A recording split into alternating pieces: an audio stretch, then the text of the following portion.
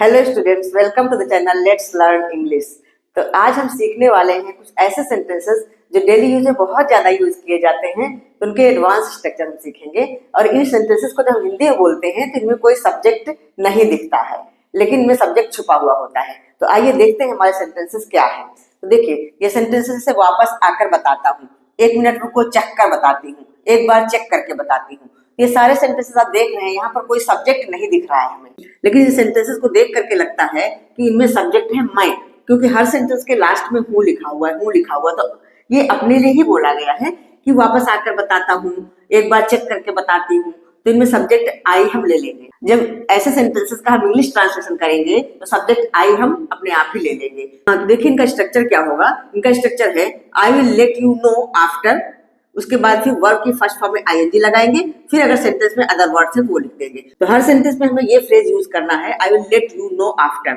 आप let you know की जगह simply I will tell you भी बोल सकते हैं, ठीक है। अच्छा, यहाँ पर हमने विल का यूज किया हुआ है। अब सेंटेंस देख के तो आपको लग रहा है कि ये सिंपल प्रेजेंट टेंस का सेंटेंस है, बताता हूँ, बताती हूँ। हर सेंटेंस में ता हूँ, ती हूँ ऐसे करके है। लेकिन अगर इस सेंटेंस का आप भाव देखें तो इसमें क्या पता चल रहा है।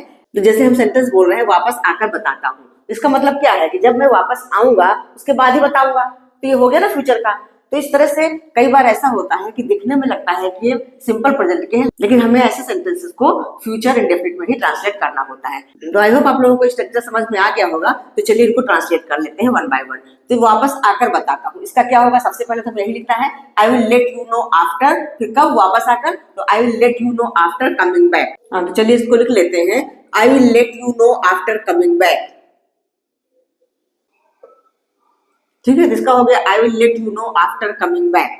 तो नेक्स्ट सेंटेंस है 1 मिनट रुको चेक कर बताती हूँ। 1 मिनट रुको के लिए वेट अ मिनट, फिर वही I will let you know after testing, ठीक है। तो इसको भी लिख लेते हैं wait a minute, I will let you know after testing. तो इसका हो गया wait a minute, I will let you know after testing. Next एक बार चेक करके बताती हूँ, तो इसका भी हो जाएगा I will let you know after checking it once. इसका हो जाएगा I will let you know after checking it once, I will let you know after checking it. हाँ, तो इसका हो गया I will let you know after checking it once, ठीक है। नेक्स्ट सेंटेंस है रुको सोच कर बताता हूँ। तो रुको के लिए बोलेंगे वेट, फिर I will let you know after thinking, wait I will let you know after thinking, ठीक है। तो इसका क्या हो गया wait I will let you know after thinking. अच्छा, नेक्स्ट सेंटेंस है काम खत्म कर लूं फिर बताता हूँ। तो इसका भी सेंस वही है। इस सेंटेंस को हम ऐसा बोल सकते हैं कि काम खत्म करके बताता हूँ। तो इस सेंटेंस को भी हम इसी तरह से बनाएंगे आई will let you know after finishing my work, ठीक है। तो चलिए इसको भी लिख लेते हैं आई will let you know after finishing my work, ठीक है। इसका हो गया I will let you know after finishing my work. Next sentence है माँ से पूछ कर बताती हूँ।